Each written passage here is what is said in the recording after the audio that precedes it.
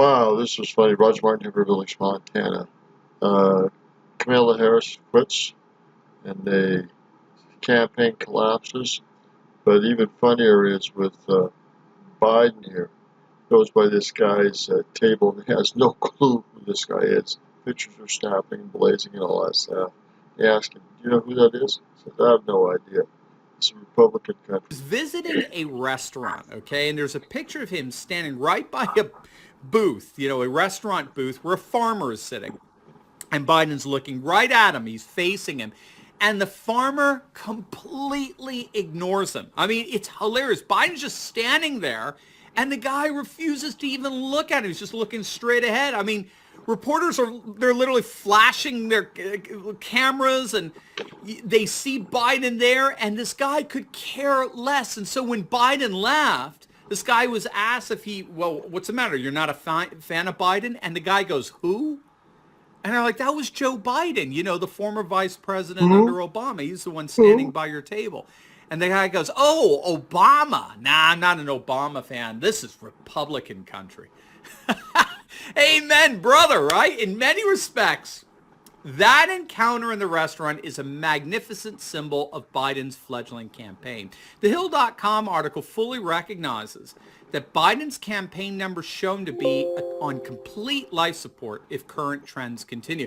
Do you realize who's funding Biden? Are you familiar with this? Did you know that less than 1/3 of his donations are from small dollar donations, less than $200, which is the lowest out of all the candidates for the Democratic nomination? Biden is completely bankrolled by big dollar donors who are keeping his campaign afloat. And now even that gravy train is starting to dry up. The New York Times, of all places, actually reported on this.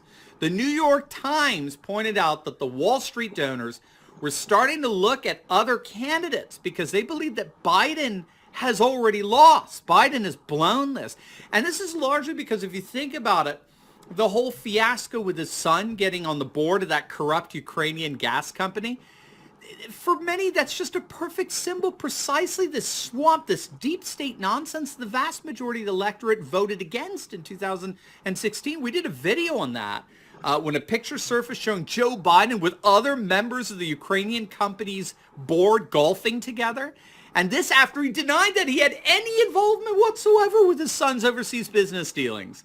So make sure to check that video out because we made the argument there that was enough to sink the Biden campaign, that photo alone. Moreover, have you noticed that even the president that he served under, Barack Obama, has thus far refused to endorse him? Again, this Hill article notices that Obama had no problem endorsing Justin Trudeau in the Canadian election, but he won't endorse his former vice president.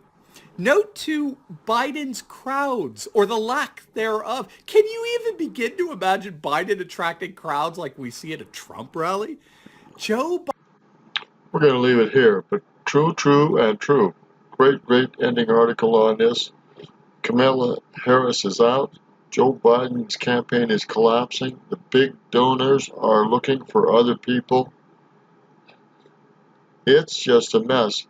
And I think you're going to see, not only Trump elected, but I think you're going to see Trump go after California and New York and these liberal groups. And I think you're going to see this liberal party implode. I hope so. I hope. We'll see. Roger Martin from Village, Montana. Take a photo. It's worth 120,000 views on this December 3rd.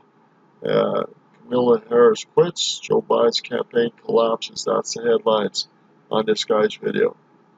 Worth watching. This is just pathetic, to say the least, on the Dem side. They deserve all the crap they get. For tearing his country apart and being as liberal as they are, and as illegal as they are. And don't get me wrong, there are legal groups in both parties big time. This is pervasive throughout the political system in the United States, statewide and federal-wide. Period. It's pathetic. Good day. One last comment. I do think that this is going to be one of the most important and turning elections in U.S. history. Mark my words. We will see. We will see how this all turns out in 20 and 21 and beyond. Good day.